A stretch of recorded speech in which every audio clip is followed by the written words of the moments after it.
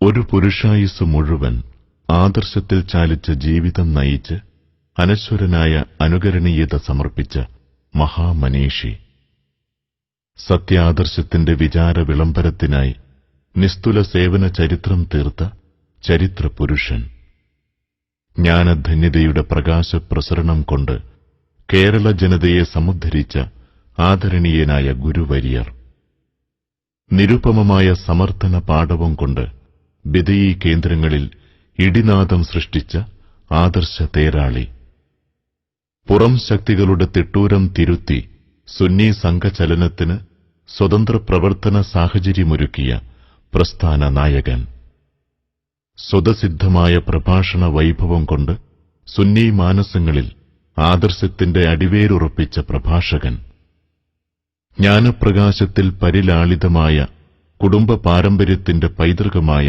ആത്മചൈതന്യത്തെ പാണ്ഡിത്യം കൊണ്ട് അലങ്കരിച്ച നിരുപമനായ മഹാപണ്ഡിതൻ, ജ്ഞാനം പകർന്നും നുകർന്നും സത്യം പറഞ്ഞും പകർത്തിയും സത്യപ്രതിബദ്ധതയുടെ ആൾരൂപമായി ജീവിച്ച മാതൃകാ പുരുഷൻ, ആദർശ ജീവിതത്തിന് കണിശവും കൃത്യവുമായ അതിരടയാളങ്ങൾ കുറിച്ചു നൽകി തലമുറകൾക്ക് ആദർശ പ്രബുദ്ധത സമ്മാനിച്ച ആദർശശാലി, മർഹൂം ശൈഖൂന ഇ കെ ഹസൻ മുസ്ലിയാർ എന്ന മഹാഗുരുവിന് അനുയോജ്യമായ വിശേഷണങ്ങൾ അനവധിയാണ്.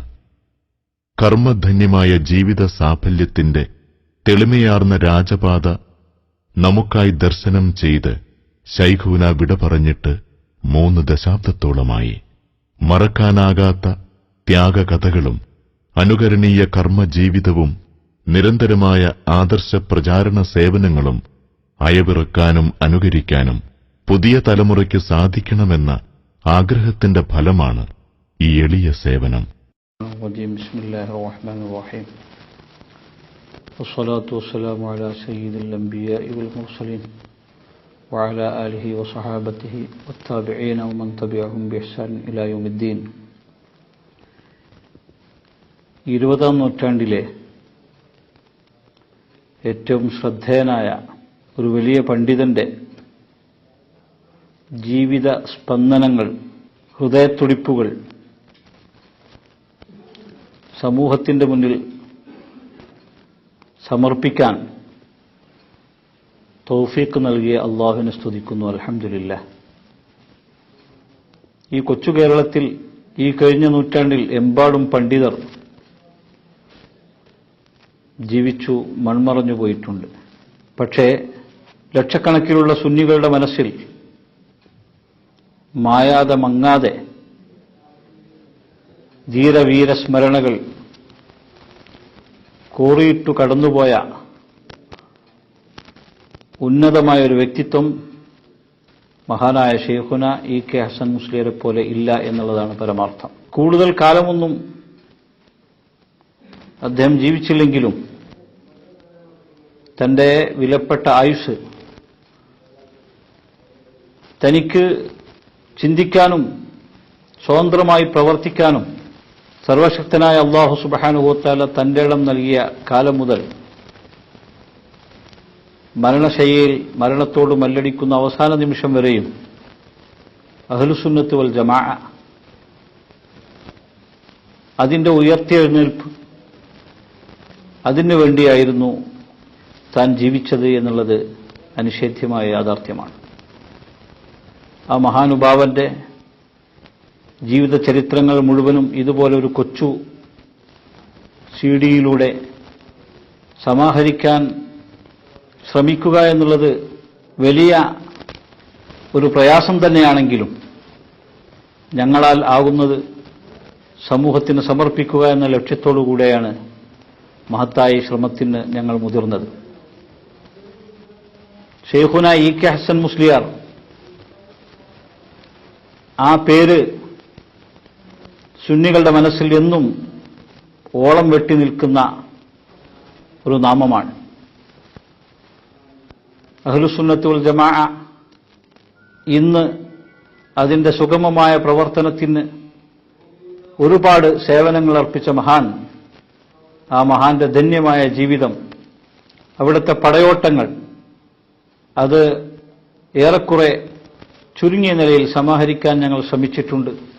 അതിന് സഹകരിച്ച അതിനുവേണ്ടി പ്രവർത്തിച്ച എല്ലാ നല്ല മനസ്സുകളോടും അതിന്റെ ഒരു ചെറിയ സേവകൻ എന്നുള്ള നിലയിൽ 1000 നന്ദികൾ രേഖപ്പെടുത്തി മഹാനായ ഉസ്താദിന്റെ ഈ ജീവിത സ്പന്ദനങ്ങൾ നിങ്ങളുടെ മുന്നിൽ സമർപ്പിക്കുകയാണ്. അല്ലാഹു സുബ്ഹാനഹു വ തആല ആ മഹാനുഭാവനെയും അതുപോലെ പരിശുദ്ധമായ അഹ്ലുസുന്നത്ത് വൽ ജമാഅത്തിന്റെ ഋജുവായ മാർഗത്തിൽ സേവനങ്ങൾ അർപ്പിച്ചു, വീരസ്മരണകൾ സംഭാവന നൽകി വിട പറഞ്ഞുപോയ ദശലക്ഷക്കണക്കിലുള്ള സാലിഹ്യങ്ങളെയും നമ്മയുമൊക്കെ റസൂലുള്ളാഹി സ്വല്ലല്ലാഹു അലൈഹി വസല്ലമയുടെ കൂടെ സ്വർഗ്ഗലോകത്തിൽ അല്ലാഹു ഒരുമിച്ച് കൂട്ടിത്തരുമാറാവട്ടെ. മഹാനായ ശൈഖുനയെ സംബന്ധിച്ച് കൂടുതൽ ഞാനൊന്നും തന്നെ പറയുന്നില്ല. കേരളത്തിലെ ബുദ്ധിജീവികളും മഹാന്മാരായ പണ്ഡിതന്മാരും സാധാരണക്കാരും അവിടുത്തെ പ്രിയപ്പെട്ട ഒട്ടനവധി ശിഷ്യഗണങ്ങളും വിലപ്പെട്ട ആ ജീവിതത്തിന്റെ ഏടുകൾ നിങ്ങളുടെ മുന്നിൽ തുറന്നു വെക്കുകയാണ്. ഇത്തരുണത്തിൽ മഹത്തായ ഈ സേവനത്തിന് സാരഥ്യം വഹിച്ചത് ജാമിയ ഹസനിയ ഇസ്ലാമിയ എന്ന് പറയുന്ന മഹത്തായ ഈ സ്ഥാപനത്തിന്റെ പ്രവർത്തകരാണ്. മഹാനരായ റസൂലുള്ളാഹി തങ്ങൾ വിശുദ്ധ ഭൂമിയിൽ സത്യദീനിന്റെ വെളിച്ചം പ്രസരിച്ചു ജീവിക്കുന്ന കാലം, മലയാള നാടിന്റെ മഹാഭാഗ്യം. ആ സത്യദീനിന്റെ സന്ദേശം നമ്മുടെ നാട്ടിലുമെത്തി. തിരുനബിയെ കാണാൻ മക്കത്ത് പോയ പെരുമാൾ ചക്രവർത്തിയും ഇവിടെ ഇസ്ലാം പ്രചരിപ്പിക്കുന്നതിനായി കടൽ കടന്നെത്തിയ മാലിക് ദീനാർ സംഘവും സ്വഹാബി എന്ന അതിമഹത്തായ വിശേഷണത്തിൽ സന്ധിക്കുന്നു. കേരളനാടിന്റെ ഇസ്ലാമിക ചരിത്രം തുടങ്ങുന്നത് സഹാബത്തിൽ നിന്നാണെന്നത് ചരിത്രസത്യമാണ്. കേരളത്തിലെ ഇസ്ലാമിന് ഒരു ചെവിയുടെ അകലം മാത്രമാണ് നബി തങ്ങളിൽ നിന്നുള്ളത്. കൊടുങ്ങല്ലൂർ കേന്ദ്രമായി നടത്തിയ വ്യാപകമായ പ്രചാരണത്തിന്റെ ഗതിവേഗം വളരെ കൂടുതലായിരുന്നു. ബഹുമാനപ്പെട്ട മാലിക് ദീനാർ സംഘത്തിൽ നിന്ന് കേരളത്തിലെ ഇസ്ലാമിക പ്രചാരണത്തിന് നേതൃത്വം നൽകിയ ഹബീബ് ഇബ്നു മാലിക് റളിയല്ലാഹുവും പത്നിയും ഇവിടെ വിശ്രമം കൊള്ളുന്നു.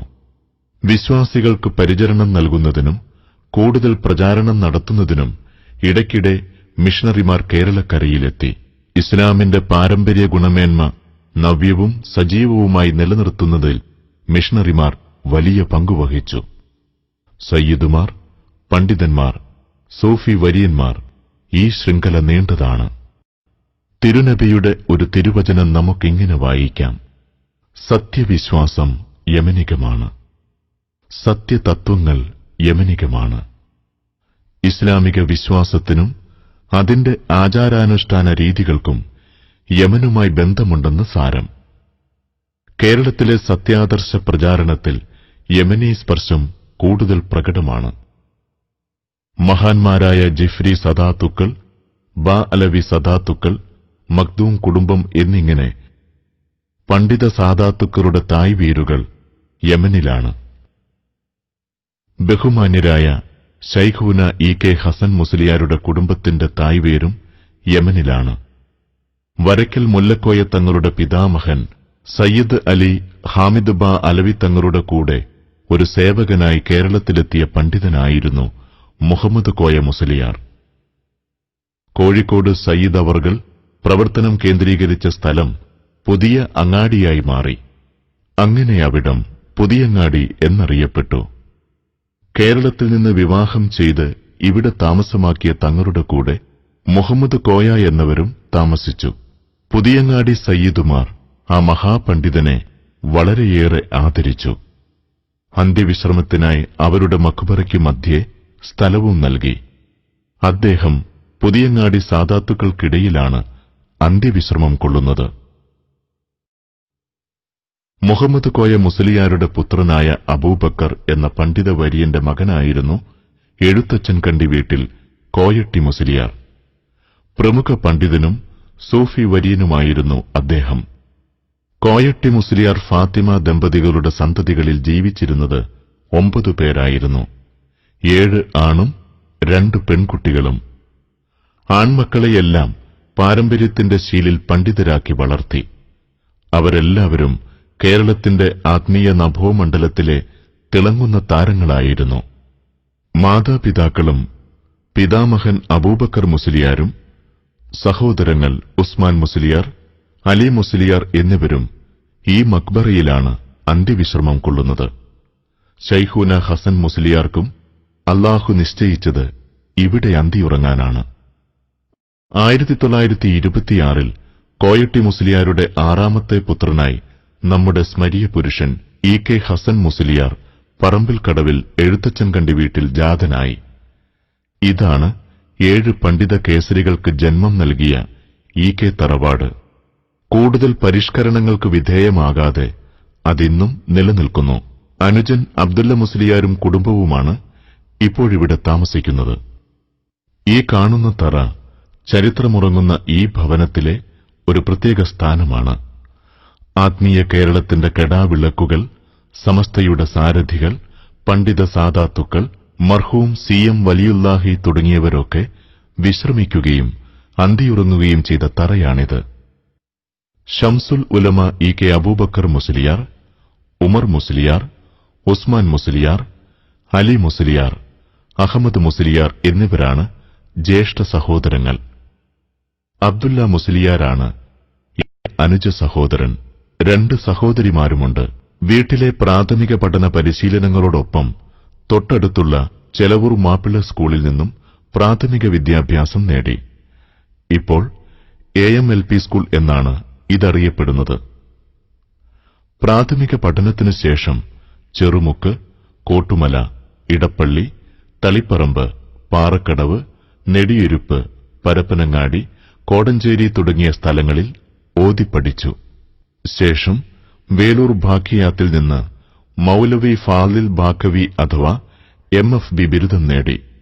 പിതാവിനു പുറമെ ജ്യേഷ്ഠ സഹോദരനായ ഷംസുൽ ഉലമ EK അബൂബക്കർ മുസ്ലിയാർ, ഉള്ളാൾ സയ്യിദ് അബ്ദുറഹ്മാൻ അൽ ബുഖാരി, കോട്ടുമല അബൂബക്കർ മുസ്ലിയാർ, ഇടപ്പള്ളി അബൂബക്കർ മുസ്ലിയാർ, കോയപ്പ കുഞ്ഞിമുഹമ്മദ് മുസ്ലിയാർ തുടങ്ങിയവരാണ് പ്രധാന ഗുരുവര്യർ. വിജ്ഞാനത്തിന്റെ അകക്കാമ്പറിഞ്ഞ് ദർസ് നടത്തിയ മഹാപണ്ഡിതശ്രേഷ്ഠരാണ് എല്ലാവരും. അവരിൽ നിന്നും ജ്ഞാനമത് നുകർന്ന ഹസൻ മുസ്ലിയാരിൽ അത് പത്തരമാറ്റിൽ തിളങ്ങി. ആത്മീയ കേരളത്തിന്റെ ജ്ഞാനജ്യോതിസ് വന്ദ്യരായ CM വലിയുല്ലാഹി, ഷിറിയ അബ്ദുള്ളക്കുഞ്ഞി മുസ്ലിയാർ തുടങ്ങിയവർ ശൈഖുനായുടെ സതീർത്ഥരായിരുന്നു. സഹോദരൻ അബ്ദുള്ള മുസ്ലിയാർ അതിങ്ങനെ ഓർക്കുന്നു.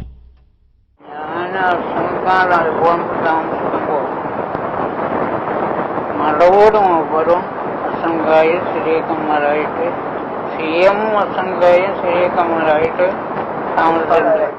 പഠനകാലത്ത് ചർവിത ചർവണത്തിലൂടെ വിവിധ വിജ്ഞാനശാഖകളിൽ വ്യുൽപ്പത്തി നേടി. 5ാം ക്ലാസ്സിൽ നിന്നും ഭൌതിക വിദ്യാഭ്യാസം നിർത്തേണ്ടിവന്ന ഹസൻ മുസ്ലിയാർ ദർസ് വിദ്യാർത്ഥി ജീവിതകാലത്ത് അത്യാവശ്യമായ മലയാള ഭാഷാ പരിജ്ഞാനം നേടാനും അവസരം കണ്ടു. അത് പിന്നീട് സുന്നി കൈരളിക്ക് അമൂല്യമായ സാഹിത്യ സംഭാവന നൽകുന്നതിന് കാരണമാവുകയുണ്ടായി. താൻ നേടുന്ന വിജ്ഞാനം വിതരണത്തിനും സുന്നത്ത് ജമാഅത്തിന് സേവനം ചെയ്യാനുമുള്ളതാണെന്ന ഉൾവിളിയുണ്ടായതുപോലെയായിരുന്നു ശൈഖുനായുടെ വിദ്യാർത്ഥി ജീവിതം. തദനുസൃതമായ ശീലങ്ങൾ തന്റെ ജീവിതത്തിൽ ഏറെ പ്രകടമായിരുന്നു. ദീർഘകാലത്തെ സഹപ്രവർത്തകനായ കാന്തപുരം AP അബൂബക്കർ മുസ്ലിയാർ അയവിറക്കുന്നതിങ്ങനെ: പണ്ഡിതന്മാരിൽ ചിലർ പ്രസംഗവൈഭവം ഉണ്ടാകും, അതേസമയം വലിയ വലിയ കിതാബുകൾ ദർസ് നടത്താനുള്ള കഴിവ് ഇല്ലാതിരിക്കും. മറ്റു ചിലർക്ക് മുഴുവൻ കിതാബുകളും ദർസ് നടത്താനും പഠിപ്പിക്കാനും സാധിക്കും. പൊതു സ്റ്റേജിൽ പ്രസംഗിക്കാൻ കഴിയില്ല.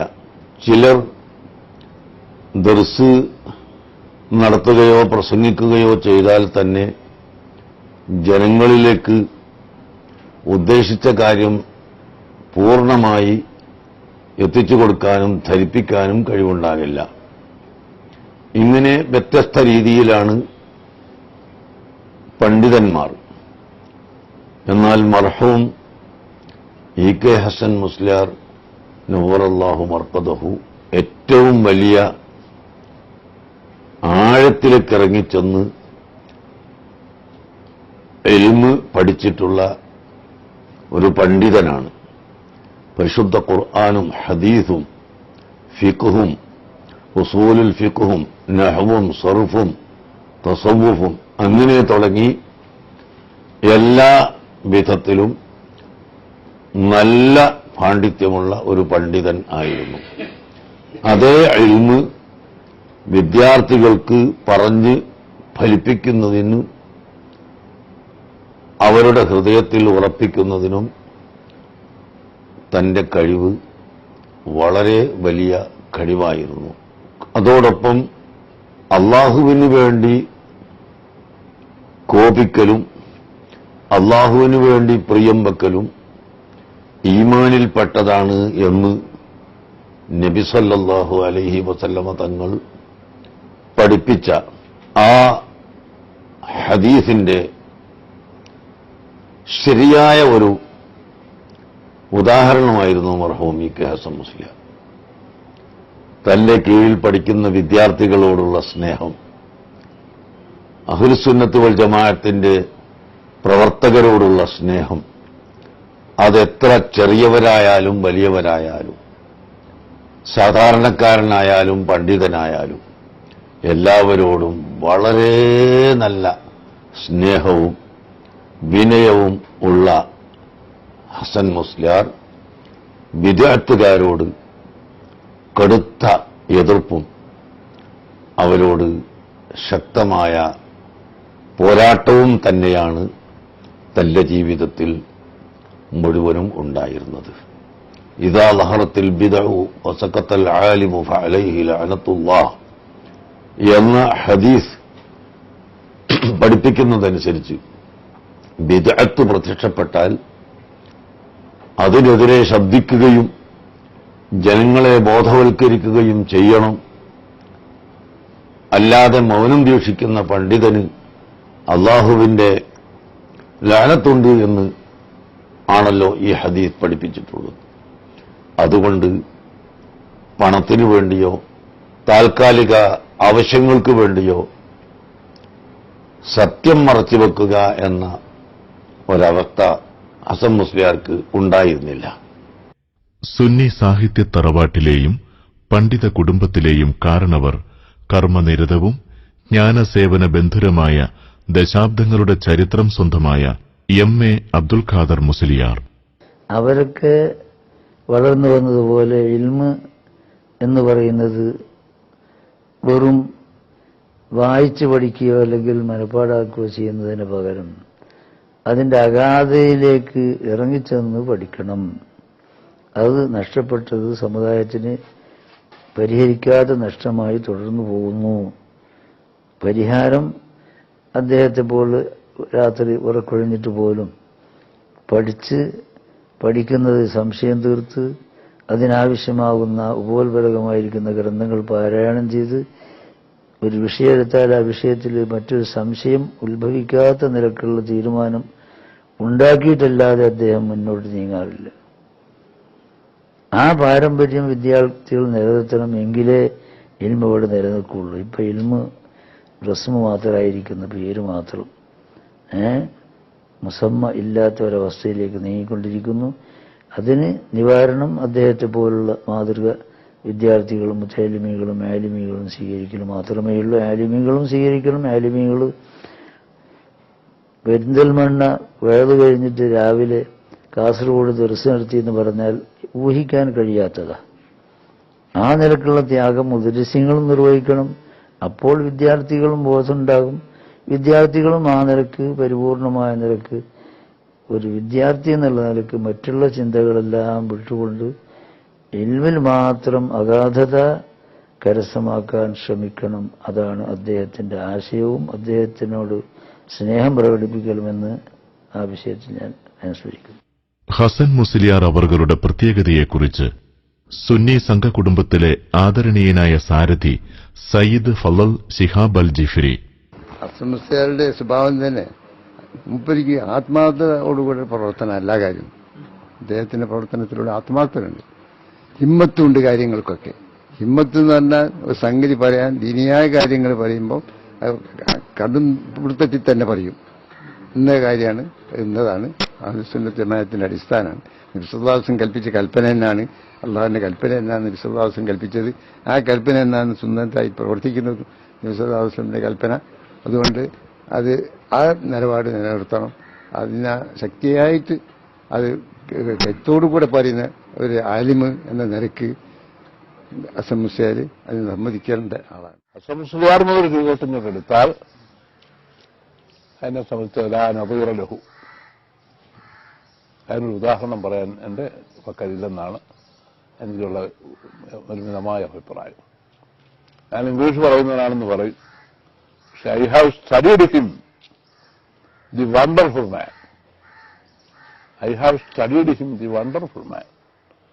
In my opinion, he must be called the savior of Sunnism. സുന്നികളെ സേവിക്കുന്ന ഒരു വലിയ മനുഷ്യനാണ്, ഒരു അത്ഭുതകരമായ മനുഷ്യനായിരുന്നു എന്നൊറ്റ വാക്കിൽ പറയാനേ എനിക്ക് കഴിയുന്നുള്ളൂ. ഒരുപാട് അനുഭവങ്ങളൊക്കെ ഉണ്ട്. അവിടുത്തെ അഹ്ലുസുന്നത്ത് വൽ ജമാഅത്തിന്റെ അദില്ലത്തുകൾ, തെളിവുകൾ പ്രതിയോഗികൾക്ക് മുന്നിൽ നിരത്തുന്നതിൽ പ്രത്യേകമായ വല്ല വ്യതിരിക്തതയും അവിടുന്ന് ബോധ്യപ്പെട്ടു. ഒറ്റ വാക്കിൽ പറഞ്ഞത് ഞാൻ അദീമുൻ നദീർ, അദീമുൻ നദീർ. ആ വിഷയത്തിൽ ഫാദി അബ്ദുൽ ഖാദർ മുസ്ലിയാർ പോയതിനു ശേഷം പിന്നെ അത് അദീമുൻ നദീറാണ്. ഫാദി അബ്ദുൽ ഖാദർ മുസ്ലിയാരുടെ കാലത്ത് കുറെ പ്രശ്നങ്ങൾക്ക് മാത്രമേ ഉള്ളായിരുന്നു തർക്കം. ഖുർആനും ഹദീസും ഇജ്മായും കൊണ്ട് സംസാരിക്കാമായിരുന്നു.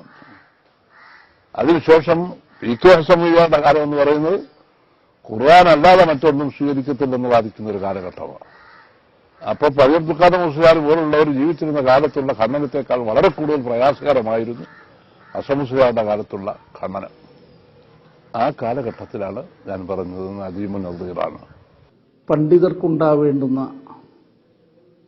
ധീരതയും സത്യസന്ധതയും ആത്മാർത്ഥവും അതോടുകൂടെ ത്യാഗസന്നദ്ധതയും വിനയവും ധാരാളം ഇത്തരം സൽഗുണങ്ങൾ ഒത്തിണങ്ങിയതായിരിക്കുന്ന ഒരു പ്രതിഭ കേരള ചരിത്രത്തിൽ സമകാല പണ്ഡിതന്മാർക്കിടയിൽ വളരെ ചുരുക്കമായി മാത്രമേ നമുക്ക് കാണാൻ കഴിയൂ. താൻ വിശ്വസിക്കുന്ന കാര്യങ്ങൾ അത് ഉറക്കെ പറയാനുള്ളതായിരിക്കുന്ന തൻ്റെ ഇടവും ധൈര്യവും എടുത്തു പറയത്തക്ക അദ്ദേഹത്തിൻ്റെ പ്രത്യേകതകളിൽ ചിലതാണ്. ലാ യഖാഫു ഫില്ലാഹി ലൗമത ലായിമിൻ.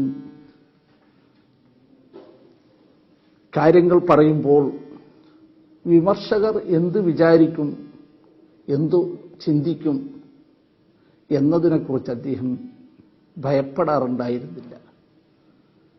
അത് മുൻഗാമികളായതായിരിക്കുന്ന പണ്ഡിത ശ്രേഷ്ഠരുടെ പ്രത്യേകതയായി ഇസ്ലാം പഠിപ്പിച്ച സൽഗുണമാണ്. കുറേ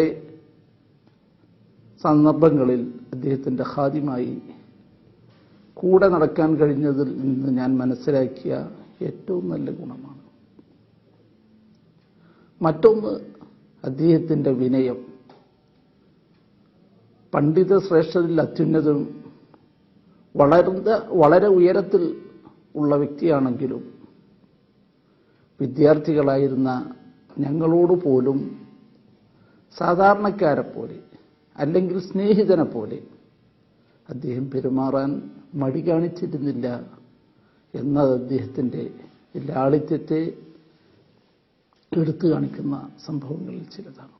മർഹൂം കെ സദക്കത്തുള്ള മുസ്ലിയാർ വണ്ടൂർ അവർകൾ ഹസൻ മുസ്ലിയാരെക്കുറിച്ച് പറഞ്ഞത് ശിഷ്യൻ സമദ് മൗലവി ഉദ്ധരിക്കുന്നു.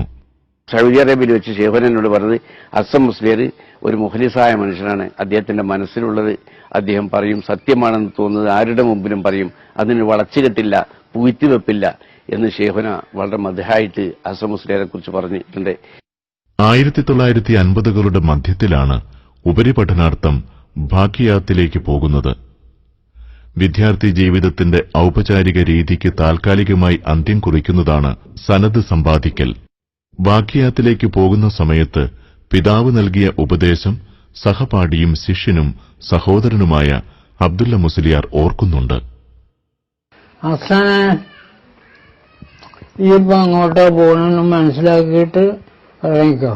അപ്പോൾ ഈ ഇപ്പോള് അവിടെ പോയി വന്നാല് ഒരു ദീനി സേവകനായിട്ട് അല്ലെങ്കിൽ ദീനിയായ നിലക്ക് ഒരു ഫത്വ കൊടുക്കാനോ അതുപോലത്തെ കാര്യങ്ങൾ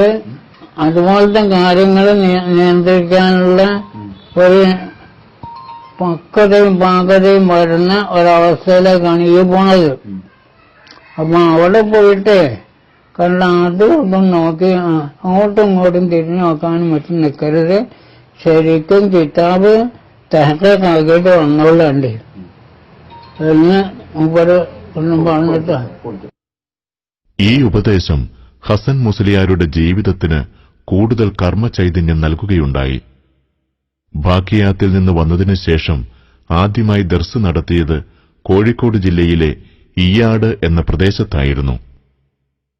അവിടം മുതൽ 12 വർഷക്കാലം ശൈഖുനായുടെ ശിഷ്യത്വം സ്വീകരിക്കാൻ ഭാഗ്യം സിദ്ധിച്ച മർക്കസ് മുദരിസ് കെ അഹമ്മദ് കുട്ടി മുസ്ലിയാർ കട്ടിപ്പാറ ആ സ്ഥലങ്ങൾ എണ്ണിപ്പറയുന്നു.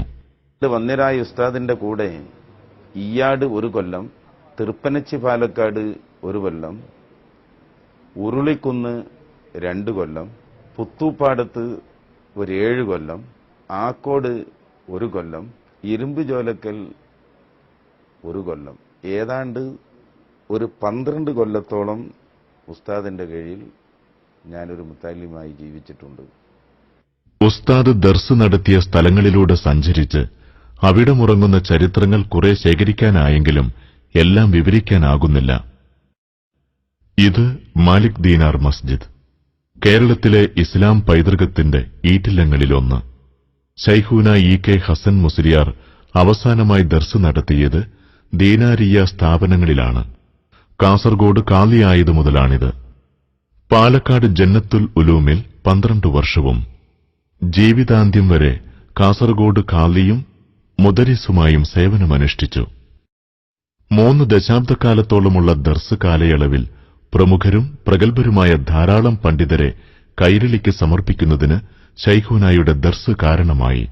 ബഹുമാന്യരായ സയ്യിദ് അലി ബാഫക്കി തങ്ങൾ തളിപ്പറമ്പിൽ Shamsul ഉലമായുടെ ദർസിലെ വിദ്യാർത്ഥിയായിരുന്നു.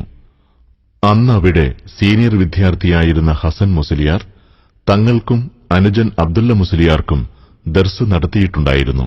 K Abdurahiman Musliyar, Marayamangalam Abdurahiman Faizi, Kattippara K Ahammad Kutty Musliyar, Mampuram PPA Kutty Darimi, Edakkara VM Bapputty Darimi, Musthafa Darimi, Edayur PSK Darimi, Ismail Darimi, Poonoor Abdullakoya Darimi, Thrissur PK Bava Darimi, Ernakulam Alikunju Darimi, Kasaragod Abdullakunhi Faizi, PC Abdulla Musliyar, Moothedam Abdurahiman Darimi തുടങ്ങി കേരളത്തിലെ സുന്നി പ്രവർത്തന പ്രഭാഷണ രംഗങ്ങളിൽ നിറസാന്നിധ്യങ്ങളായ യുവ പണ്ഡിതർ ശൈഖൂനായുടെ ശിഷ്യഗണങ്ങളിൽപ്പെട്ടവരാണ്.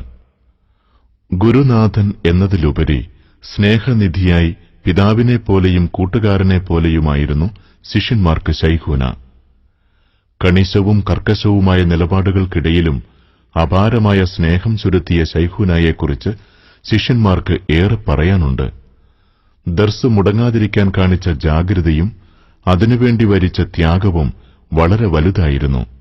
തുടക്കം മുതൽ നന്ദി ദാറുസലാമിലേക്ക് ഉപരിപഠനത്തിന് പോകും വരെ ഉസ്താദിന്റെ ശിഷ്യത്വ സൌഭാഗ്യം സിദ്ധിച്ച സൈതാലിക്കുട്ടി ദാരിമിയുടെ വിവരണത്തിൽ നിന്ന്: കേരളത്തിന്റെ നാനാഭാഗത്തും വിധേയ പ്രസ്ഥാനങ്ങളുള്ള പടയോട്ടത്തിനിടയിൽ ഉറക്കവും അതുപോലെ ക്ഷീണവുമെല്ലാം ഉണ്ടെങ്കിലും വിശ്രമം എന്തെന്നറിയാതെ ഏത് പാതിരാ സമയത്ത് വയല് കഴിഞ്ഞ് വാഹന സൗകര്യങ്ങൾ പരിമിതമായിരുന്ന ആ കാലഘട്ടത്തിൽ പോലും പത്രക്കെട്ടുകൾ കൊണ്ടുവരുന്ന ലോറിയിലോ വാനിലൊക്കെ കയറി വന്ന് കോളേജിന്റെ മുകളിലേക്ക് കയറുമ്പോൾ ബൈലാവി കൊണ്ടുവാ അല്ലെങ്കിൽ ജംഅ കൊണ്ടുവാ എന്ന് പറഞ്ഞുകൊണ്ടാണ് ഉസ്താദ് രാവിലെ അങ്ങോട്ട് കയറിയിരുന്നത്. ദർസ് മുടങ്ങാതിരിക്കുന്നതിന് ശൈഖൂന കാണിച്ച ശുഷ്കാന്തി ത്യാഗപൂർണമായിരുന്നു. മീഞ്ചന്തയിൽ നിന്ന് 4 രാത്രികളിൽ പുത്തൂപ്പാടം വരെ നടന്ന സംഭവം ത്യാഗപൂർണവും അതോടൊപ്പം സരസവുമായിരുന്നെന്ന് MK ഹസൻ മുസ്ലിയാർ ഓർക്കുന്നു. ശിഷ്യവത്സലനായ ഗുരുവിന്റെ ജീവിതത്തിലെ ചില ഏടുകൾ അയവിറക്കുമ്പോൾ അദ്ദേഹം വിതുമ്പുകയാണ്. മീൻചന്തയിൽ 4 ദിവസം വയലിന് അവരുമായിട്ടുള്ള ഖണ്ഡന പ്രസംഗം. ഈ 4 ദിവസവും ഞാനും ബഹുവന്യരായ ഉസ്താദും അവിടുന്ന് പുത്തുപാടം മല്ലാക്കിയായിരിക്കുന്ന മഹമുട്ടി മല്ലാക്ക എന്ന ആളും ഉസ്താദിന്റെ ഒരു പട്ടാളക്കാരൻ എന്ന് പറഞ്ഞ ഒരു സെയ്ദ് ഉണ്ടായിരുന്നു. അവർ ഞങ്ങൾ 4 പേരും പാടെ അവിടുന്ന് നടന്നായിരുന്നു പോരുന്നത്. ചിലപ്പോൾ ഞങ്ങളോട് കൂടെ രസം പറഞ്ഞുകൊണ്ട് ആ സന്ദർഭത്തിൽ നമ്മൾ ഇവിടുന്ന് ഓടിയിട്ട് ഫറൂഖ് പാലം ആദ്യം കടക്കുന്നവർക്ക് ബേക്കിൽ വരുന്നവര് ചായയും പൊറാട്ടയും രാമനാട്ടിരുന്ന് വാങ്ങിത്തരിക എന്നുള്ള കരാറിലാണ്. അന്ന് ഞാൻ നല്ല യുവാവാണ്. ഓടിയിട്ട് എവിടുന്നാണ് ചെറുവണ്ണൂരിൽ നിന്നാണ് ഓടുന്നത്. ഫറൂഖ് പാലം ഞാൻ ആദ്യം കടന്ന് അതിന്റെ ശേഷം സെയ്തും കടന്ന് ഞങ്ങൾ കൊയക്കാറ്റി അങ്ങനെ കുത്തിരുന്നപ്പോണ്ട് ഉസ്താദ് കിതച്ചിങ്ങനെ വരുന്നു. ഏതായാലും അവിടുന്ന് രാമനാട്ടിൽ വന്ന് ഇറച്ചും പൊറാട്ടിയും ഒക്കെ വാങ്ങി തന്നു. മുസ്ലിയാരെ സംബന്ധിച്ചിടത്തോളം ആസ്ഥാനവുമായൊരു വന്നപ്പോൾ താൻ ഷർത്ത് വെച്ചു വരാം, പക്ഷേ ദർസ് വേണം. കാസർഗോഡിനെ സംബന്ധിച്ചിടത്തോളം അവിടെയുള്ള ഖാദിമാർ അല്ലെങ്കിൽ ഖാദിമാരുടെ നേതൃത്വത്തിൽ ദർസ് എന്നത് അത്രത്തോളം അതുവരെ ഉണ്ടായിരുന്നില്ല. അത്രയും ഒരു കണിശത കാര്യത്തിൽ ഉണ്ടായിരുന്നു. പക്ഷേ ദർസീ ജീവിതം മാത്രം അല്ലെങ്കിൽ ദർസ് കൊണ്ട് മാത്രമേ സുന്നത്ത് ജമാഅത്തിന്റെ തനതായ രൂപം ജനങ്ങളുടെ മുന്നിൽ അവതരിപ്പിക്കുന്ന കഴിവുള്ള ആലിമീങ്ങളെ വാർത്തെടുക്കാൻ കഴിയുകയുള്ളൂ എന്ന് ഉറച്ച് വിശ്വസിച്ചിരുന്ന ഉസ്താദ് ദർസിന്റെ കാര്യം കണിശമായി അവരോട് പറഞ്ഞു. ദർസ് 60 65 അല്ലെങ്കിൽ അതിലധികമോ വരുന്ന മുതഅല്ലിമീങ്ങൾക്ക് ഭക്ഷണവും മറ്റും കൊടുത്തുകൊണ്ടുള്ള ദർസ് നിങ്ങൾ ഏൽക്കുമെങ്കിൽ ഖാദിസ്ഥാനം ഞാൻ ഏൽക്കാം എന്ന്. അങ്ങനെ ഉസ്താദ് പറഞ്ഞ ഷർത്ത് അവർ സ്വീകരിച്ചതിനെ തുടർന്ന് അവിടുത്തെ ഖാദിസ്ഥാനമേറ്റു. പിന്നെ അവിടെ വെച്ചുകൊണ്ട് അവിടെ ഖാദിയായിരിക്കെയാണ് 982 അദ്ദേഹത്തിന്റെ വഫാത്ത് നടന്നത്. അല്ലാഹു സുബ്ഹാനഹു വ തആല അവർക്ക് മഗ്ഫിറത്തും മർഹമത്തും നൽകുമാറാവട്ടെ. തന്റെ ശിഷ്യന്മാരെല്ലാം ഉന്നതരും യോഗ്യരുമാവണമെന്ന ഉത്കടമായ ആഗ്രഹത്തിൽ പ്രചോദിതമായ ആത്മാർത്ഥമായ സമീപന രീതികളും ത്യാഗകഥകളും ഏറെയാണ്. ഏതെങ്കിലും ഒരു ശിഷ്യന് ഒരു ദിവസത്തെ ക്ലാസ് നഷ്ടപ്പെട്ടാൽ അത് തന്നിൽ നിന്ന് തന്നെ ശിഷ്യൻ കേട്ടിരിക്കണമെന്ന നിർബന്ധമായിരുന്നു ശൈഖുനായ്ക്ക്. ബാപ്പുട്ടി ദാരിമി, മാരായമംഗലം അബ്ദുറഹിമാൻ ഫൈസി എന്നിവർ അത്തരം രംഗങ്ങൾ പങ്കുവയ്ക്കുകയുണ്ടായി. ഉസ്താദിൽ നിന്നും പിരിയാൻ മനസ്സില്ലാത്ത ശിഷ്യന്മാരായിരുന്നു ശൈഖുനായുടേത്. ബാപ്പുട്ടി ദാരിമി വിവരിക്കുന്നത് കേൾക്കുക. ഞാൻ പാലക്കാട് ജന്നത്തുലുലൂമിൽ ചേരാൻ വരുമ്പോ 7ാം ക്ലാസ്സിൽ ചേർക്കാൻ എന്നെ ഉസ്താദ് നിർബന്ധിച്ചു. ഞാൻ പറഞ്ഞു 7ൽ ചേരില്ല, നീ 7ൽ തന്നെ ചേരണമെന്ന് ഒരുപാട് പറഞ്ഞു. സെലക്ഷൻ പരീക്ഷയൊക്കെ കഴിഞ്ഞിട്ട് നീ 7ൽ തന്നെ ചേരണം. ഞാൻ പറഞ്ഞു എനിക്ക് 6ാം ക്ലാസ് മതി. അവസാനം ഞാൻ പറഞ്ഞു ഉസ്താദെ 7ൽ ചേർന്നാൽ ഒരു കൊല്ലം കൊണ്ട് ഇവിടുത്തെ ക്ലാസ് കഴിഞ്ഞില്ലേ, ഞാൻ അടുത്ത കൊല്ലം പോവണ്ടേ, നിങ്ങളെ കൂടെ എനിക്കൊരു കൊല്ലം നിന്നാ പോരാ, എനിക്ക് കൂടുതൽ ഉസ്താദിന്റെ കൂടെ നിൽക്കണം, അതിനുവേണ്ടി ഞാൻ 7ൽ ചേരില്ല എന്ന് പറയുമ്പോ ആ കാഴ്ചപ്പാടിനെ ഉസ്താദ് സന്തോഷപൂർവ്വം കണ്ടിട്ടാണ് എന്നെ 6ാം ക്ലാസ്സിൽ ചേർക്കുന്നത്. ശൈഖുനായുടെ ശിഷ്യത്വ സൗഭാഗ്യം ഒരു നിധി പോലെ കരുതുന്ന ബഹുമാനപ്പെട്ട PC അബ്ദുള്ള മുസ്ലിയാർ 3 ദശാബ്ദത്തിലധികമായി സെന്റർ പൊയിലൂരിൽ സേവനമനുഷ്ഠിച്ചു വരുന്നു.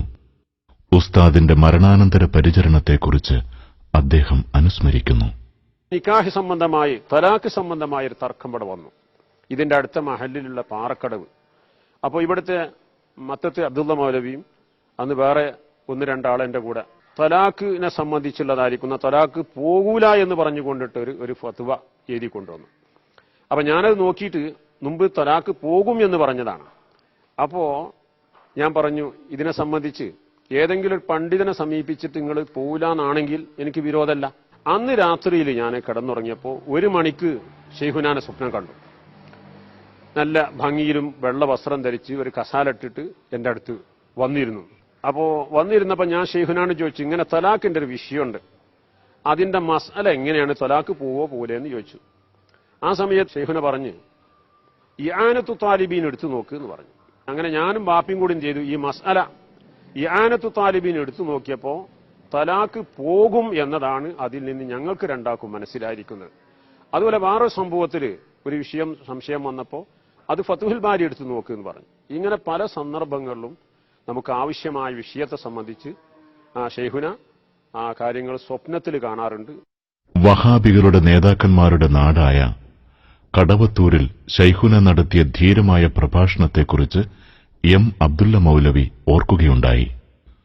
പൊയിലൂരുമായി ശൈഖുനായുടെ ബന്ധവും ശൈഖുനായുടെ സാന്നിധ്യവും നേതൃത്വവും തങ്ങൾക്കേകിയ ദീനീ ചൈതന്യവും പ്രദേശത്തുകാരായ ടി.പി. അബൂബക്കർ ഹാജിയും എം.എസ്.എ. മൗലവിയും അനുസ്മരിച്ചു. ഈ വീട് ശൈഖുനായുടെ ഓർമ്മകൾ താലോലിക്കുന്ന വീടാണ്. ടി.പി. അബൂബക്കർ ഹാജിയുടെ വീടാണിത്. അദ്ദേഹത്തിന്റെ ഭാര്യ ആമിന ഹജ്ജുമ്മ ഹസൻ ഉസ്താദിനെ സ്നേഹിക്കുന്ന മഹതിയാണ്. വർഷം തോറും ഉസ്താദിന്റെ ആണ്ട് മുടങ്ങാതെ ഇവിടെ കഴിച്ചുവരുന്നു. ഇതുപോലെ ആ മഹാഗുരുവിനെ ഓർക്കുന്ന പണ്ഡിത സ്നേഹികൾ എത്രയാണ്! ശിഷ്യഗണങ്ങളിൽ മാത്രമല്ല, അനുയായികളിലും ശൈഖുനായുടെ സാന്നിധ്യം അപാരമാണ്. അറിവ് പകരുക എന്നത് ഒരു പണ്ഡിതനെ സംബന്ധിച്ച് സുപ്രധാന കർമ്മമേഖലയാണ്. ആ രംഗത്ത് ശൈഖുന ഹസൻ മുസ്ലിയാർ പൂർണ്ണ ഭാഗ്യവാനായിരുന്നു. അറിവിനനുസരിച്ച് ജീവിതം ക്രമീകരിക്കുക എന്നത് വിദ്യയോടുള്ള പ്രതിബദ്ധതയുടെ അടിസ്ഥാന ഭാവമാണ്. ഇൽമിനനുസൃതമായ ഇബാദത്തിലും ശൈഖുന കണിശത പുലർത്തിയിരുന്നു. ചെയ്യുന്ന കർമ്മങ്ങൾ അതിന്റെ പൂർണ്ണാർത്ഥത്തിൽ തന്നെ ചെയ്തു തീർക്കണമെന്ന നിർബന്ധബുദ്ധി കാണിച്ചിരുന്നു. സുന്നത്തായ കർമ്മങ്ങൾ നഷ്ടപ്പെടാതിരിക്കുന്നതിനും അത് നേർച്ചയാക്കി നിർവഹിക്കുകയായിരുന്നു.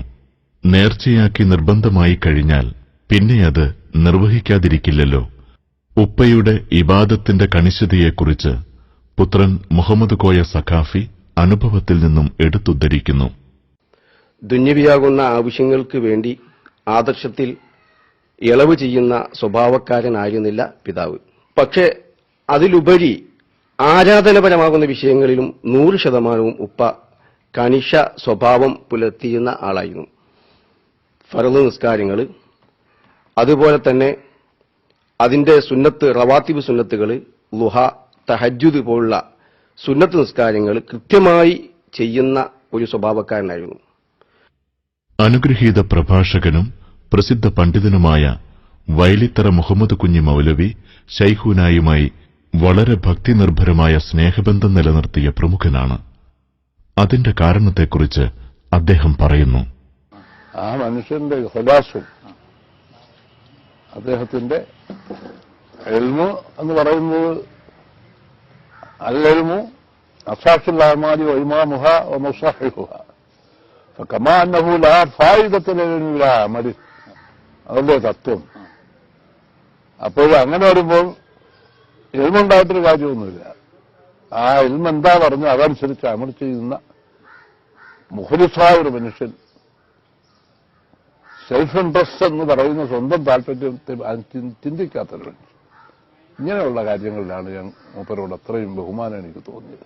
നാട്ടിൽ വരുന്ന സന്ദർഭങ്ങളിൽ പറമ്പിൽ മക്ബറയിൽ അന്തിയുറങ്ങുന്ന ഷഹീദ് തങ്ങളെയും മാതാപിതാക്കളെയും സിയാറത്ത് ചെയ്യുക പതിവാണ്. പക്ഷേ സിയാറത്തിന്റെ ആദാബുകളൊക്കെ പരിഗണിക്കാൻ കഴിയുമെങ്കിൽ മാത്രമാണ് സിയാറത്ത് ചെയ്യാറുള്ളതെന്ന് സഹോദരപുത്രൻ ഹുസൈൻ മുസ്ലിയാർ ഓർക്കുന്നു.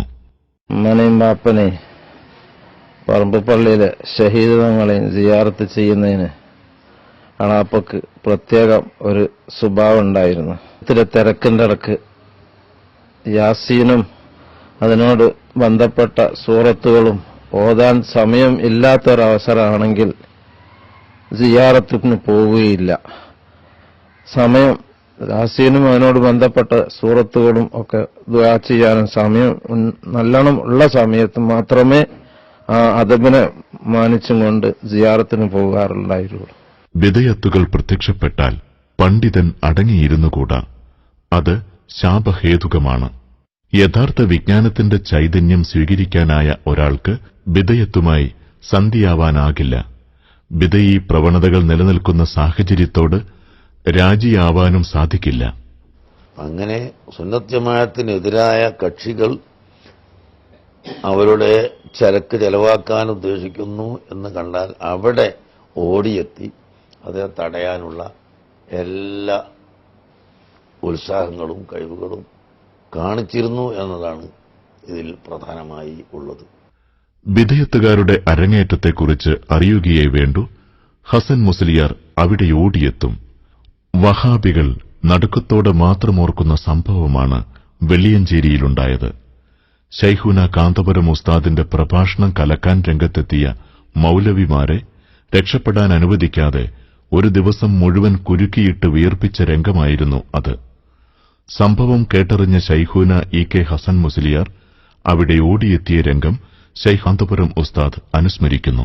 അത് മുസ്ലിയാരുടെ മഹത്വം കണ്ടത് ഇങ്ങനെയൊരു സംഭവം നടക്കുന്നു എന്ന് കേട്ടപ്പോ ഞങ്ങൾക്ക് എവിടുന്നും വിളിച്ചിട്ടിട്ടില്ല. പക്ഷെ മൂപ്പരെവിടുന്നോ കേട്ട് ആ കേട്ടതനുസരിച്ച് ഓടിയെത്തുകയാണ്. അക്കാലത്താണെങ്കിൽ കാറോ ഒന്നുമില്ല, ഒക്കെ ബസ്സിന് കയറി തന്നെ വരണമല്ലോ. അങ്ങനെ ബസ്സിൽ കയറി 2, 3, 4 ബസ്സിൽ കയറി മറിഞ്ഞ് അവസാനം അവിടെ ഓടിയെത്തി. ഖണ്ഡന പ്രഭാഷണ രംഗത്ത് ധീരമായ പല നിലപാടുകളുമായി കേരളത്തിലെ സുന്നി വിശ്വാസികളെ തൊട്ടുണർത്തിയതിൽ ശൈഖുനായുടെ പങ്ക് എന്ത്, എങ്ങനെ എന്ന് അന്വേഷണ കൗതുകത്തിന്റെ ആൾരൂപമായ ശൈഖുന പൊന്മള അബ്ദുൽ ഖാദിർ മുസ്ലിയാർ അനുസ്മരിക്കുന്നു.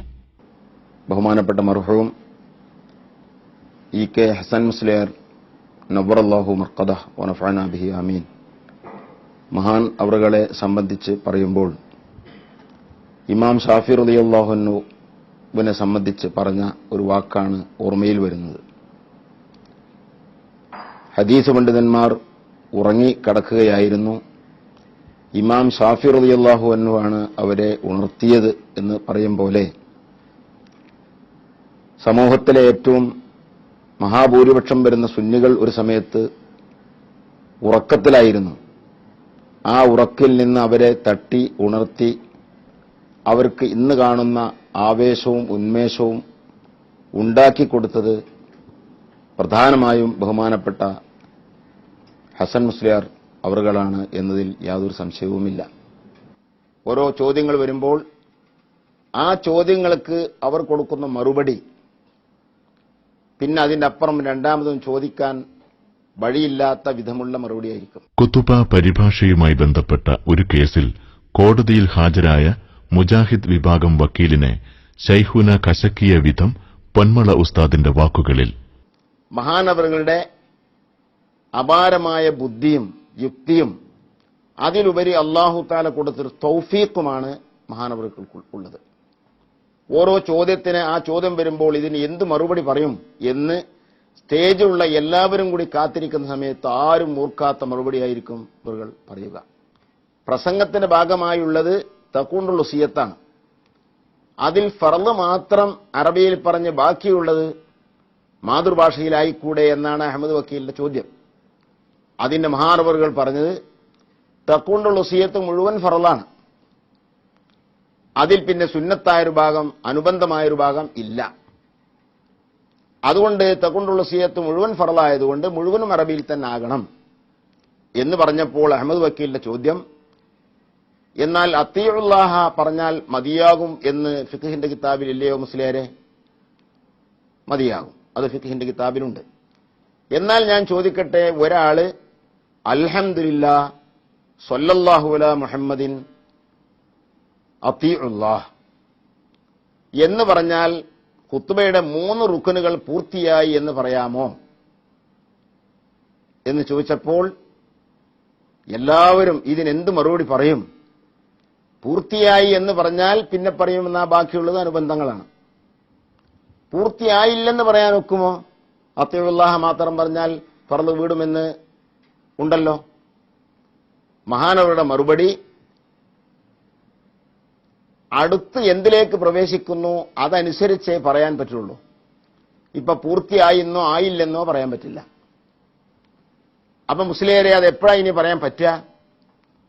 അടുത്ത് 4ാമത്തെ റുക്കനായ ആയത്ത് ഓതുന്നതിലേക്ക് പ്രവേശിച്ചാൽ മനസ്സിലായി 3 റുക്കന് പൂർത്തിയായി. അല്ല തുടർന്ന് ഇതിന്റെ ബാക്കി പറയുകയാണെങ്കിൽ അപ്പൊ മനസ്സിലായി ഇത് പൂർത്തിയായിട്ടില്ല എന്ന്. അപ്പൊ അഹമ്മദ് വക്കീലിന്റെ ചോദ്യം, എന്നാൽ ഇങ്ങനത്തെ ഒരു മസ്അല ഇതല്ലാതെ വേറൊന്നൊരു ഉദാഹരണം പറയാൻ നിങ്ങൾക്ക് കഴിയോ? ഷാഫി ഫിഖ്ഹിൽ ഒരുപാട് മസ്അലകളുണ്ടല്ലോ.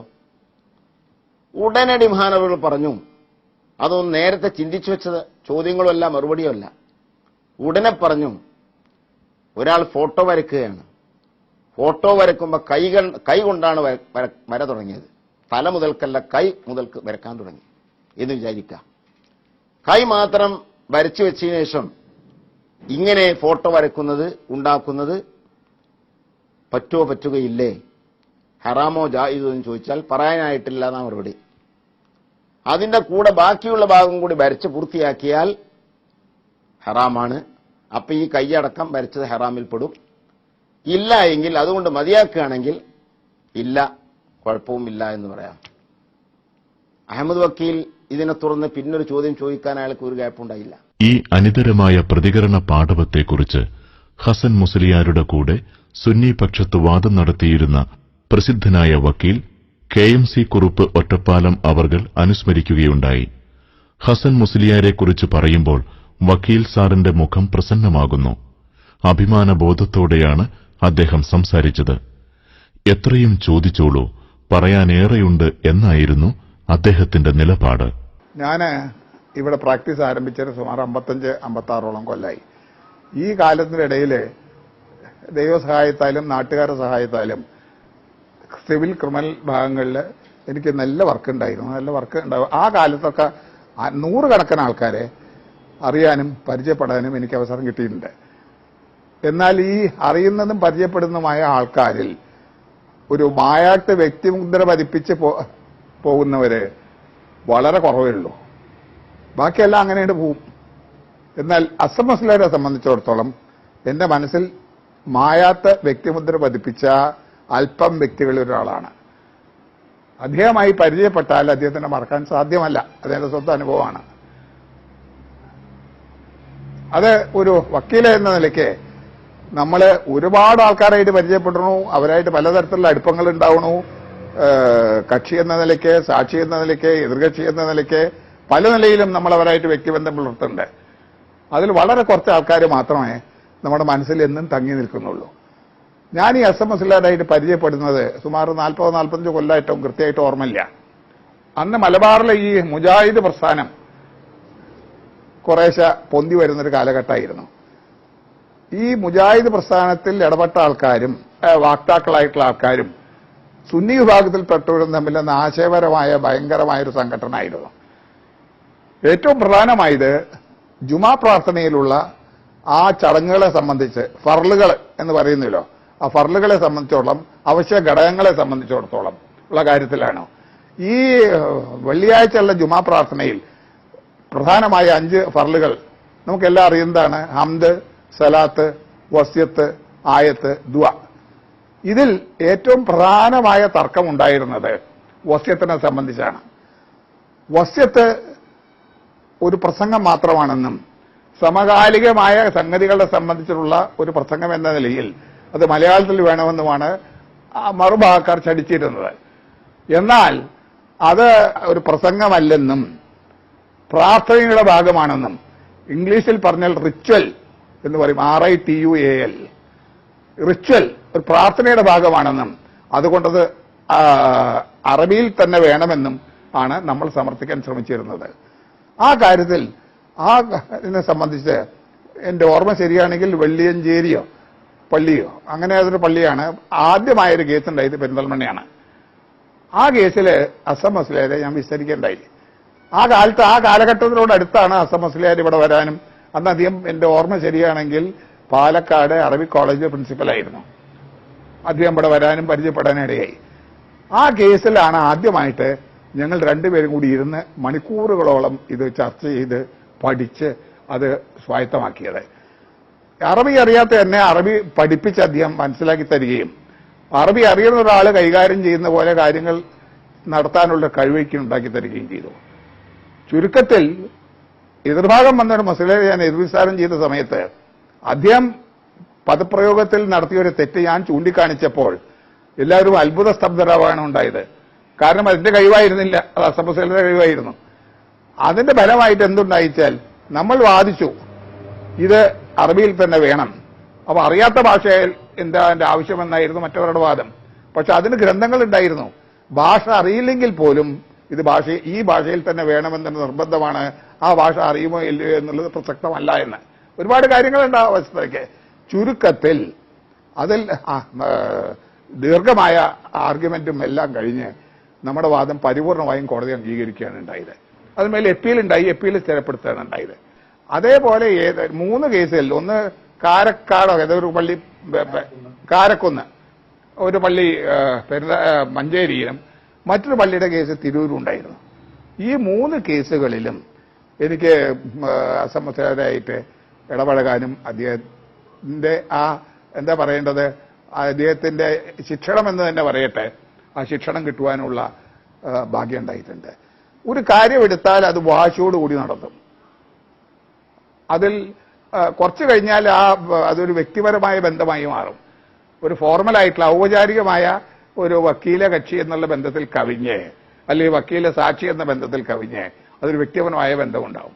അങ്ങനെ ആ കാലത്ത് അദ്ദേഹത്തിനുള്ള പ്രത്യേകമായ കഴിവുകൾ, ഒരു കാര്യം ഏറ്റെടുത്താൽ ഒരറ്റത്തവിടെ കൊണ്ടുപോയി കെട്ടും. ആ കഴിവ് എന്നുള്ളവർക്കില്ല. അന്ന് ഹസൻ മുസ്ലിയാരുടെ ഞാനുമായിട്ട് ആ ഒരു 1-2 കൊല്ലത്തോളം ഉള്ള കാലം ഈ 3-4 കേസുകൾ പഠിച്ചതിൽ, അത് തുഹഫയായാലും ശരി, മിനാജായാലും ശരി, എന്ത് ഗ്രന്ഥങ്ങളായാലും ശരി, അത് സമഗ്രമായി പഠിച്ച് അത് ചർവണം ചെയ്ത് നമുക്ക് മനസ്സിലാക്കി തന്ന് എന്ന് അദ്ദേഹത്തിന് ബോധ്യം വന്നാൽ മാത്രമേ അദ്ദേഹം പിന്നെ സ്റ്റെപ്പ് അപ്പുറത്തേക്ക് വയ്ക്കുള്ളൂ. അങ്ങനത്തെ ആൾക്കാരെ, അതാണ് ഞാൻ പറഞ്ഞത്, എന്നെ പോലത്തെ ഒരാൾക്ക് ഒരു 100 കണക്കിന് ആൾക്കാരായിട്ട് പരിചയപ്പെടാൻ അവസരമുണ്ടെങ്കിലും മനസ്സിൽ മായാത്ത മുദ്ര പതിപ്പിച്ച് കടന്നുപോയ ഒരാളാണ്.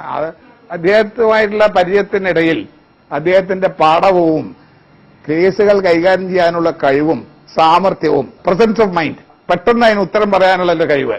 ഞാൻ അദ്ദേഹത്തിനോട് പറയാറുണ്ട്, മുസ്ലിം നിങ്ങൾ വക്കീൽ ഭാഗം പഠിച്ചു വെച്ചാൽ ഇവിടെ വക്കീൽമാർക്ക് പടിയില്ലാതെയാവുന്നത്. അത്രത്തോളം കഴിവുണ്ടായിരുന്നു അർത്ഥം. ഒരു കാര്യം വന്നാൽ പഠിച്ച് നടത്തി മനസ്സിലാക്കി മറ്റുള്ളവനെയും മനസ്സിലാക്കി കൊടുത്ത് അത് കാട്ടിക്കൂട്ടലല്ല, അത് ആത്മാർത്ഥമായി ചെയ്യുന്നതാണ്. ആ നിലയ്ക്കാണ് ഞാനത് പറഞ്ഞത്. വൈലിത്തറ മുഹമ്മദ് കുഞ്ഞി മൗലവി ബിദഅത്തിനെതിരെ ഹസൻ മുസ്ലിയാർ നടത്തിയ പടയോട്ടത്തിലെ വ്യതിരിക്ത ഭാവത്തെക്കുറിച്ച് പറയുന്നു. ഇ.കെ. ഹസൻ മുസ്ലിയാരെ സംബന്ധിച്ചിടത്തോളം ഒരാൾ സുന്നത്ത് ജമാഅത്തിന്റെ ക്ഷീണം വരുമെന്ന് അറിഞ്ഞാൽ 2 ബസ്സിൽ കൂടുതൽ മൂപ്പർക്ക് കാണത്തില്ല. ചിലപ്പോൾ അപ്പത്തന്നെ ഒന്ന് കല്ലായി പിടിച്ചു ഒഴിഞ്ഞ് ആ നനഞ്ഞ് പിടിച്ചു മുറുക്കി വേത്തിട്ടുണ്ട് നേരെ അങ്ങ് പോവുക. ആരും കൊണ്ടുപോകണ്ട ഹസൻ മുസ്ലിയാരെ. ചെന്ന് അക്കാര്യം സുന്നത്ത് ജമാഅത്തിനെ പറ്റിയുള്ള പ്രചാരണങ്ങൾ നടത്തുക, ഇത് ആണ് മൂപ്പരുടെ ഏറ്റവും വലിയൊരു പ്രത്യേകതയായിരുന്നു. ഇപ്പൊ സുന്നത്ത് ജമാഅത്തിന് ക്ഷീണം വരുമെന്ന് കണ്ടാൽ ആരും ക്ഷണിക്കണ്ട, മൂപ്പരങ്ങ് ചെല്ലും. ചെല്ലുമ്പോൾ ഇതൊക്കെയാ ബസ്സിലാ പോവുക. അധികവും 2 ബസ് കാണും, അപ്പോഴപ്പോ കഴിയിട്ടുകൊണ്ട് പോവുക. ഇസ്തിരിയിടുന്ന പരിപാടിയൊന്നുമില്ല. ഖണ്ഡന പ്രസംഗത്തിൽ മാത്രം ഒതുങ്ങുന്നതായിരുന്നില്ല ഹസൻ മുസ്ലിയാരുടെ ബിദഅത്ത് വിരുദ്ധ പോരാട്ടം. വാദപ്രതിവാദ വേദികളിലും കോടതികളിലും ശൈഖുനായുടെ സാന്നിധ്യം ധീരവും ശ്രദ്ധേയവുമായിരുന്നു. വാദപ്രതിവാദ മുഖത്തെ ഹസൻ മുസ്ലിയാരെ ശൈഖുന കാന്തപുരം AP അബൂബക്കർ മുസ്ലിയാർ സ്വന്തം അനുഭവങ്ങളിൽ ഓർമ്മിക്കുന്നു. ആദ്യമായി വാദപ്രതിവാദ രംഗത്ത് ഹസൻ മുസ്ലിയാരെ ഞാൻ കണ്ടത് ഞാൻ മങ്ങാട് ജുമാഅത്ത് പള്ളിയിൽ ദർസ് നടത്തുന്ന കാലം 1964 മുതൽ ഞാൻ മങ്ങാട് ജുമാഅത്ത് പള്ളിയിൽ ദർസ് നടത്തുകയായിരുന്നു. ആ കാലഘട്ടത്തിൽ അതിനടുത്ത പ്രദേശമായ കപ്പുറം ശിവപുരത്ത് ജമാഅത്തെ ഇസ്ലാമിക്കാർ ഒരു പ്രസംഗം നടത്തി. ആ പ്രസംഗത്തിൽ കുട്ടികൾ ചോദ്യം കൊടുത്തപ്പോൾ ഞങ്ങളുടെ പ്രസംഗത്തെ ഗണ്ണിക്കാൻ പണ്ഡിതന്മാരുണ്ടെങ്കിൽ വരട്ടെ, ഞങ്ങളതിന് തയ്യാറാണ് എന്ന് അവർ മറുപടി പറഞ്ഞു. അതിനെ തുടർന്ന് മർഹൂം ഇ.കെ. ഹസൻ മുസ്ലിയാർ ദർസ് നടത്തിയിരുന്ന ഇയ്യാട് ജമാഅത്ത് പള്ളിയിൽ പോയി അദ്ദേഹത്തെ കാണുകയും ഞാൻ നാളെ തന്നെ വരാൻ തയ്യാറാണ് എന്ന് സമ്മതിച്ച് ജമാഅത്തെ ഇസ്ലാമിക്കാർക്ക് എഴുത്തു കൊടുത്തു. പിറ്റേ ദിവസം കപ്പുറത്ത് വെച്ച് ഗണ്ണന പ്രസംഗം. ആദ്യത്തെ 1.5 മണിക്കൂർ ജമാഅത്തെ ഇസ്ലാമിക്ക് വേണ്ടി അവരുടെ അന്നത്തെ വലിയ നേതാവായിരുന്ന കേസിയും സുന്നത്ത് ഭാഗത്ത് മർഹൂം ഇ.കെ. ഹസൻ മുസ്ലിയാരുമായിരുന്നു സംസാരിച്ചിരുന്നത്. അള്ളാഹുവിന്റെ സഹായത്താൽ അവർ നിശ്ചയിച്ച ദിവസത്തേക്കാൾ നേരത്തെ പ്രസംഗം അവസാനിച്ചു പോവുകയും സുന്നത്ത് വലിയ വിജയം കൈവരിക്കുകയുമാണ് അവിടെ ഉണ്ടായത്. അന്നു മുതലാണ് ഞാൻ ഹസൻ മുസ്ലിയാരെ കൂടുതൽ അറിയുകയും ബന്ധപ്പെടുകയും ചെയ്യുന്നത്. വിദേഹത്തുകാരുടെ വാദം ഖണ്ഡിക്കുന്നതിൽ അദ്ദേഹത്തിന്റെ കഴിവ് വളരെ വലുതായിരുന്നു. പിന്നീട് അദ്ദേഹം നടത്തുന്ന മിക്ക വാദപ്രതിവാദങ്ങളിലും ഞാൻ സംബന്ധിക്കുകയും എന്റെ സ്വന്തം നിലയിൽ വാദപ്രതിവാദം നടത്താനും പ്രസംഗിക്കാനും കഴിവ് എത്തുന്നതിന് മുമ്പും അദ്ദേഹത്തിന്റെ കൂടെ പല സ്ഥലത്തും ഞാൻ സംബന്ധിച്ചിട്ടുണ്ട്. അതിലൊന്നാണ് വാഴക്കാട് വാദപ്രതിവാദത്തിന്റെ വിഷയം നിർണയിക്കുന്ന ഒരു പരിപാടി. അന്ന് മർഹൂം ഇ.കെ. ഹസൻ മുസ്ലിയാർ ആക്കോട് ജുമാഅത്ത് പള്ളിയിലാണ് ദർസ് നടത്തുന്നത്. വാദപ്രതിവാദത്തിന് പോകുന്നതിന് മുമ്പ് തലേ ദിവസം തന്നെ ഞാൻ ആക്കോട് ജുമാഅത്ത് പള്ളിയിലെത്തി അദ്ദേഹവുമായി പലതും സംസാരിച്ചു. കിതാബുകൾ ഏതായാലും നോക്കി വെക്കുന്നതിൽ ഞാനും സഹായിച്ചു. പൊതുവെ ഹസൻ മുസ്ലിയാർ വാദപ്രതിവാദത്തിൽ അത്ര കൂടുതൽ കിതാബുകൾ എടുത്തു വെക്കലൊന്നുമില്ല. ഖുർആാനിന്റെയും ഹദീസിന്റെയും അടിസ്ഥാനത്തിൽ തന്നെ വിദേഹത്തുകാരങ്ങനെയാണല്ലോ, ഞങ്ങൾ ഖുർആാനും സുന്നത്തും പ്രചരിപ്പിക്കുന്നവരാണെന്നല്ലേ പറയാറുള്ളത്. അതുകൊണ്ട് അവരെ മുമ്പിൽ കിതാബൊന്നും വായിക്കണ്ട, കൂടുതൽ ആവശ്യമുണ്ടെങ്കിൽ വായിച്ചാൽ മതി എന്ന നിലക്ക് ഖുർആാനും സുന്നത്തിന്റെ അടിസ്ഥാനത്തിൽ തന്നെ അതിന്റെ തെളിവുകൾ ഉദ്ധരിച്ചാണ് കൂടുതൽ സംസാരിക്കാറുള്ളത്. ഏതാനും ചില കിതാബുകളൊക്കെ മറച്ചുവെച്ച് ഞങ്ങൾ രണ്ടുപേരും ആക്കോട്ട് അന്നുണ്ടായിരുന്ന ഒരു അധികാരിയുണ്ട്, അദ്ദേഹമാണ് മധ്യസ്ഥനായി നിൽക്കുന്നത്. അദ്ദേഹവും വാഴക്കാട്ടേക്ക് പുറപ്പെട്ടപ്പോൾ ഞാൻ ഹസൻ മുസ്ലിയാരോട് ചോദിച്ചു, ഈ വാദപ്രതിവാദം വളരെ ഗൗരവമാണല്ലോ, എന്താണ് ചോദിക്കുന്നതെന്ന് മുമ്പ് കൂട്ടി നമുക്കറിയില്ല. അപ്പോൾ നമുക്ക് വല്ല പരാജയവും സംഭവിച്ചാലോ എന്ന് ഞാൻ അന്ന് ചോദിച്ചു. അന്ന് എനിക്ക് പരിചയം കുറഞ്ഞ കാലമാണ്. അപ്പൊ അന്ന് ഹസൻ മുസ്ലിയാർ മറുപടി പറഞ്ഞത്, സുന്നത്ത് ജമാഅത്തിന്റെ അഖീദയും അതിന്റെ അടിസ്ഥാന തത്വങ്ങളും ഉസൂലും നമ്മൾ പഠിച്ചു വെച്ചിട്ടുണ്ട്. ഇനി നാം പറയുന്നത് നമ്മുടെ മനസ്സിലുള്ളതാവണം. മനസ്സിലൊന്ന് വെച്ച് അതിനെതിര് സംസാരിച്ചാൽ നാം ഒരിക്കലും വിജയിക്കുകയില്ല. മനസ്സിലുള്ളത് മാത്രം പറയുക, അഥവാ നമ്മുടെ വിശ്വാസം എന്താണോ അത് മാത്രം പറയുകയും സ്ഥിരപ്പെടുത്തുകയും ചെയ്യാൻ ശ്രമിക്കുക. എന്നാൽ തീർച്ചയായും നമുക്ക് വിജയം കിട്ടും. വിജയം അള്ളാഹുവിന്റെ ഭാഗത്ത് നിന്ന് നമുക്ക് കിട്ടേണ്ടതാണല്ലോ. അത് ഹക്ക് പറയുമ്പോൾ അള്ളാഹു തആല നമ്മളെ സഹായിക്കും എന്നായിരുന്നു അദ്ദേഹത്തിന്റെ മറുപടി. അതുപോലെ തന്നെ വാഴക്കാട്ട് ചെന്ന് മഗ്രിബ് നിസ്കാരത്തിന് ശേഷം ഒരു വലിയ നീളമുള്ള കെട്ടിടത്തിന്റെ വരാന്തയിൽ ഒരു ഭാഗത്ത് സുന്നികളും മറുഭാഗത്ത് ബിദ്അത്തുകാരുമായിരുന്നു. വിഷയനിർണയമാണ്. ജുമുഅ ഖുതുബ അറബിയിൽ ആവണമെന്ന് സുന്നികളും കേൾവിക്കാരുടെ ഭാഷയിലാവണമെന്ന് മുജാഹിദുകളും വാദിച്ചു. അങ്ങനെ മുജാഹിദിനു വേണ്ടി സ്റ്റേജിൽ വാദിച്ച എം.ടി. മൗലവി വാഴക്കാട്ടുകാരൻ തന്നെയാണ്. അദ്ദേഹം പറഞ്ഞു, ശ്രോതാക്കളുടെ ഭാഷയിലാണ് ഖുത്ബ നിർവഹിക്കേണ്ടത് എന്ന്. അപ്പോൾ ഹസൻ മുസ്ലിയാരുടെ ചോദ്യം, ശ്രോതാക്കൾ വിവിധ ഭാഷക്കാർ ഒരു സദസ്സിലുണ്ടായാൽ ഏത് ഭാഷയിലാണ് നിർവഹിക്കേണ്ടത്?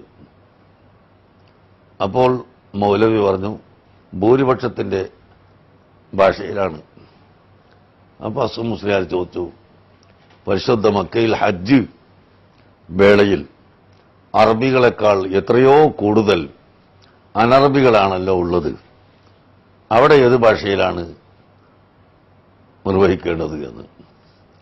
പിന്നെ അവിടെ മൗലവി വെള്ളം കുടിക്കുന്നതാണ് കണ്ടത്.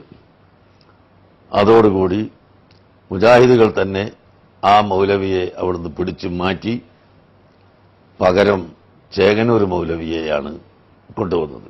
അദ്ദേഹം കുതുബയുടെ ഭാഷയെ സംബന്ധിച്ച് ഇപ്പോൾ അത്രയൊന്നും പറയാനില്ല, അത് എല്ലാവർക്കും അറിയാവുന്നതാണ് എന്നും പറഞ്ഞ് മുഅ്ജിസത്ത് കറാമത്തിലേക്കാണ് പിന്നെ നീങ്ങിയത്.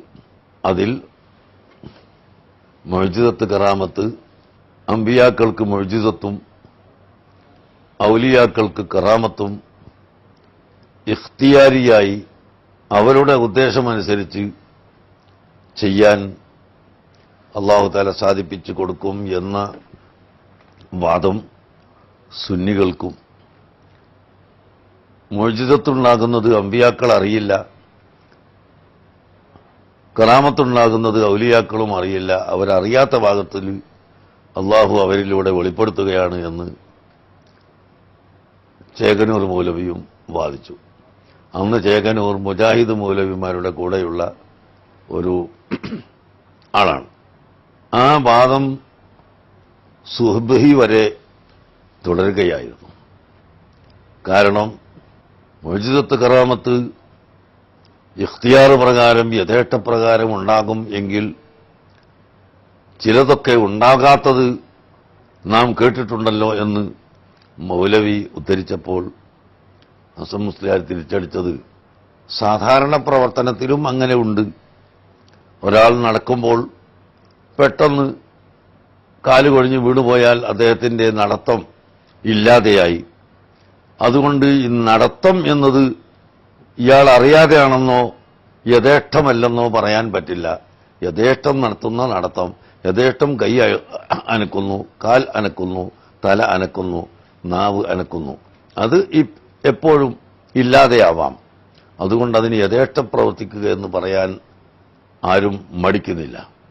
അപ്പോൾ സാധാരണക്കാരുടെ പ്രവർത്തനം എപ്രകാരം യഥേഷ്ടമാകുന്നുവോ അതുപോലെ അസാധാരണക്കാരായ അമ്പിയാക്കളുടെയും ഔലിയാക്കളുടെയും മുഅ്ജിസത്തും കറാമത്തും യഥേഷ്ടമാണ്. അള്ളാഹുവിന്റെ തഖ്ദീർ പ്രകാരമല്ലാതെ ഒരു യഥേഷ്ടമുള്ള കാര്യവും ഉണ്ടാവുകയില്ല. അത് അള്ളാഹു ഉദ്ദേശിക്കുമ്പോൾ കൊടുക്കും, ഇല്ലാത്തപ്പോൾ കൊടുക്കില്ല എന്ന് പറയുന്നതോടൊപ്പം മൗലവിക്ക് പിന്നെ ഒന്നും പറയാനില്ലാതെ അങ്ങേയറ്റം ഉഴന്ന് അവസാനം ഇനി നമുക്ക് പിന്നീട് പറയാം, വാദപ്രതിവാദം വരുന്നുണ്ടല്ലോ, വാദപ്രതിവാദത്തിലെ വിഷയമാണല്ലോ ഇപ്പോൾ നിർണയിക്കുന്നത് എന്ന് പറഞ്ഞ് സുബഹി ഏകദേശം ആവാൻ അടുത്തപ്പോൾ മൗലവി പാർട്ടിയും ഇറങ്ങിപ്പോവുകയാണ് ഉണ്ടായത്. അപ്പൊ അന്ന് അവിടെ കൂടിയ മുഴുവൻ ജനങ്ങൾക്കും ഹസൻ മുസ്ലിയാർ പറയുന്നത് വളരെ സത്യമാണ്, വളരെ വ്യക്തമാണ് എന്ന് എല്ലാവർക്കും മനസ്സിലായതാണ്. ഇങ്ങനെ പല സ്ഥലത്തും വാദപ്രതിവാദം നടത്തിയിട്ടുണ്ട്. ഞങ്ങൾ രണ്ടുപേരും ചേർന്നുകൊണ്ട് പല സ്ഥലത്തും വാദപ്രതിവാദം നടത്തിയിട്ടുണ്ട്. കൊണ്ടോട്ടി അടുത്ത്, വലിയ പറമ്പിൽ, പട്ടാമ്പിയിൽ, പൂനൂരിൽ, ഇങ്ങനെ പല സ്ഥലത്തും ഞങ്ങളെല്ലാം ചേർന്നുകൊണ്ട് നടത്തിയിട്ടുണ്ട്. എന്റെ സ്വദേശമായ കാന്തപുരത്തിനടുത്ത പൂനൂരിൽ 2 ദിവസത്തെ വാദപ്രതിവാദവും ഗണനയും നിശ്ചയിച്ചെങ്കിലും ഒന്നാമത്തെ ദിവസം മഹാനായ ഹസൻ മുസ്ലിയാരുടെ ഗർജിക്കുന്ന സിംഹത്തെപ്പോലെയുള്ള വാക്കും പ്രസംഗവും മുജാഹിദുകളെ അമ്പരപ്പിക്കുകയും, 2-ാം ദിവസം ഞങ്ങൾ ചെന്നപ്പോൾ ഞങ്ങളുടെ വരാന്തയിൽ മുഴുവനും സുന്നി ആലിമീങ്ങൾ നിറഞ്ഞു. മറുഭാഗത്ത് മുജാഹിദ് ഉണ്ടായിരുന്ന ആ പീടിക മുകളിൽ വരാന്തയിൽ അന്നത്തെ ഒരു വിളക്ക് കത്തിച്ച് മഗ്‌രിബിന് വെച്ച് ആരോ പോയതല്ലാതെ പിന്നെ ആരും അവിടെ കയറിയതായി കണ്ടില്ല. അങ്ങനെ മുജാഹിദ് രംഗത്ത് വരാതെ ഒളിച്ചോടുകയായിരുന്നു. ആ നിലക്ക് ആണ് മുസ്ലിയാരുടെ സുന്നത്ത് ജമാഅത്തിന്റെ പ്രവർത്തനം.